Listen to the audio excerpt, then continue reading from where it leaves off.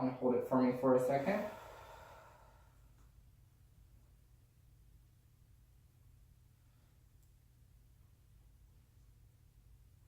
Okay, I do feel the bottom of his left kidney.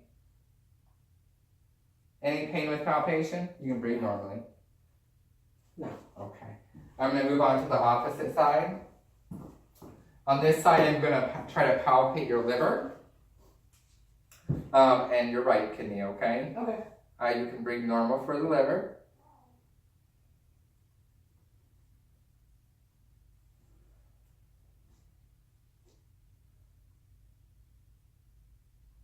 Okay, I do feel the inferior border of his liver on the right-hand side.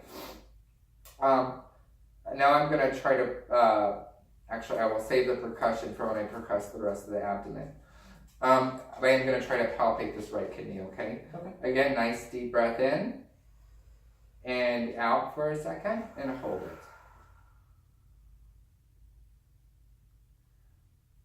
Okay, so again, able to feel the inferior portion of his kidney. Any pain with that palpation? Nope. Okay. So since I'm here, I just want to go ahead and do a general percussion. Same thing I do on your back, but I just want to do it on your belly, okay? Sure.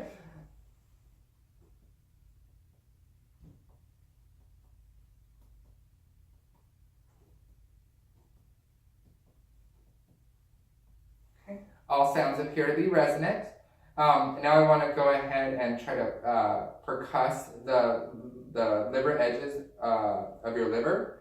Now with this is what I would do is I would actually percuss up, mark when I hear a change in sound, and then percuss down again when I hear that sound, and that will give me my distance of my liver edge.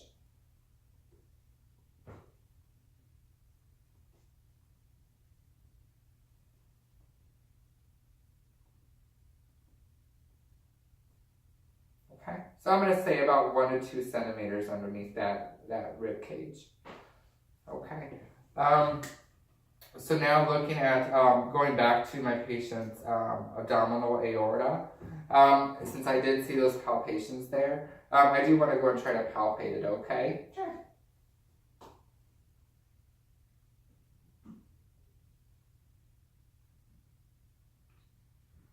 Okay. It is palpable. It doesn't feel like there's any thrills present. Now I'll go ahead and try to auscultate and listen for any irregularities or bruits.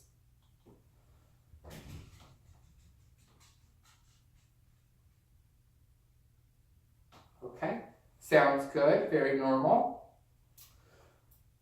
Let's see. I think it's going to conclude our exam. Actually, I want to go ahead, since I have you laying down, I want to go ahead and examine your carotid arteries. Okay. Normally, for a patient's examination of the carotid arteries, we want to have them at least at an angle of 30 degrees. So I'm trying to supplement that here with use of pillows. Basically, remember those carotids that I felt for before? Sorry, the jugular veins that I listened to before? Yeah. So I just want to look and see if there's any jugular venous distension. Very easy test. All I want you to do is move your head slightly to one side. I'll take a glance and tell you to move to the other side, okay? Okay. Whenever you're ready.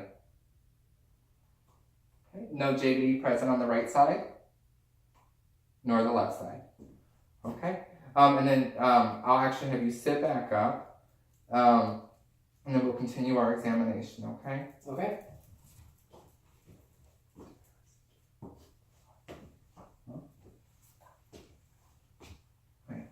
All right, so give me 1 second. Next, I want to move on to another part of the vision test. Even though I did have to do the far-sighted vision test, there wasn't any problems with that, where I would consider a nearsighted. But one part of the vision test is to determine if you have any issues with color. Okay. Has anyone ever told you that you had problems telling the differences between color? No. Okay, so what I have here is a small version of the Snellen chart, which has 2 color lines. Can I read that, or tell me what color that top line is for me? Green. And the bottom line? Red. Okay, so my patient currently can tell the difference between 2 different colors at the time. Let me see, 2 and 4. All right, so now I want to go ahead and continue on and do just a few more exams. These are actually very easy. What I want you to do is stand up, if you will. You can put your shirt back on for me. Okay.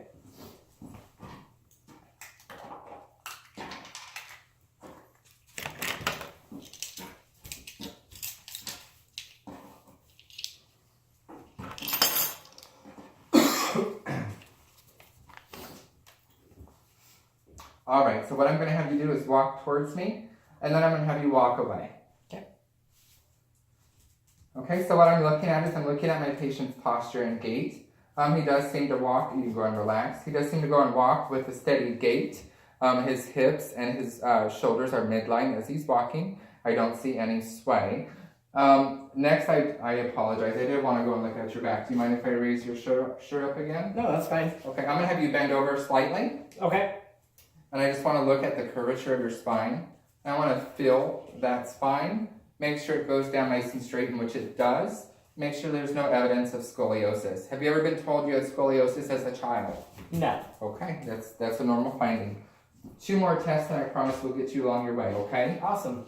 The next test is what we call the Romberg's test, okay? So what I want you to do is I want you to put both arms out like this. I want you to put one foot up in the air, and I want you to close your eyes for me. Okay, so what this test is doing is we're assessing his stance and his ability to stay on one foot, which he has. You can go and relax. Anyone that had a negative Romberg's, they would actually lose their balance and go to fall over, which is why you would have the bed behind them. The next test that I want to do is called the pronator drift, okay? If you can just look towards me. I want you to put your arms out in front of me like you're going to touch me.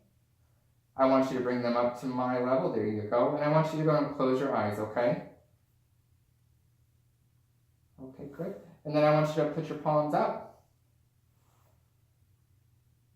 Okay, so what we're looking here is we want to make sure his hands stay even, which they do. You don't want any unilateral drift like that.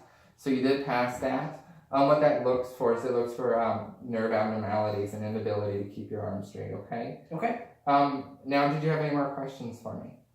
No, I think I'm pretty good. Okay, I did want to go over a few things that I found when you first came into the clinic. You can go and have another seat. Sure. I did review your vital signs, your blood pressure, pulse, temperature, respirations, and oxygen level. They all seem to appear within normal limits, which is good for your age.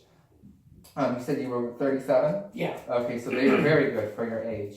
The American Heart Association has actually decreased their guidelines, and you actually fall within the healthy guidelines for your blood pressure, okay? Now, I didn't see a response for smoking. Have you ever used tobacco products? I have. Okay, do you currently use tobacco products? Yes. What type of tobacco product? Cigarettes. Okay, and how many packs a day would you say you smoke? About a pack. Okay, and how long have you smoked? Wow. Probably 15 years. Okay. Have you ever tried to quit? Oh, yeah. How long ago was your last occurrence? Probably 2 years. Okay, and how many times have you tried to quit? 2 or 3 times. Okay. Have you ever tried to see any resources to help you quit?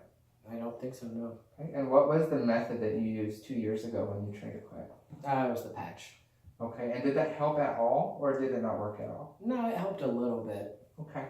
Well, maybe, if not this visit, definitely your next visit, I want to address some of those. Maybe we can use a conjunction of maybe therapy, some pharmacological interventions, and maybe even the patch again, to try to get you to quit smoking. Quitting smoking now is going to help prolong your life, and it's going to decrease your risk of high blood pressure, COPD, and your overall cardiovascular status. So it's going to help your breathing and heart in the long run, okay?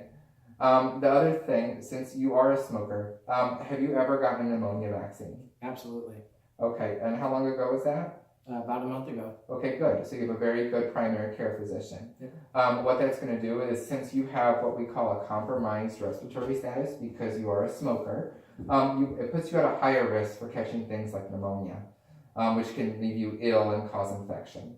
So that's going to help fight some of those strains of pneumonia, okay?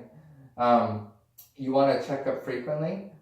There's boosters you can get, but we'll keep an eye on that throughout your next visits, okay? Okay. Lastly, I wanted to touch on one more thing. I did look at your height and weight. Mm-hmm. You're 5'7", 5'7", yeah. okay, and you weigh about 167 pounds. Yeah. Okay, so that puts you at a BMI about 25, 26, slightly over the cusp for your height. Now, I do know that you are very physically muscular, which could be part of the reason. Have you ever thought about losing any weight? Here and there, yes. Okay, maybe just a little weight, because from my calculations, it's only about 6 to 7 pounds. If you ever did want to lose that, it would bring you down into a healthier BMI, which is the body mass index. And that's going to help, again, decrease your chances of coronary artery disease, complications with the heart and vascular system in the long run, okay? Okay. And it's going to help keep those joints and muscles nice and strong. Did you have any other questions for me today? No, I'm good. All right. That's it.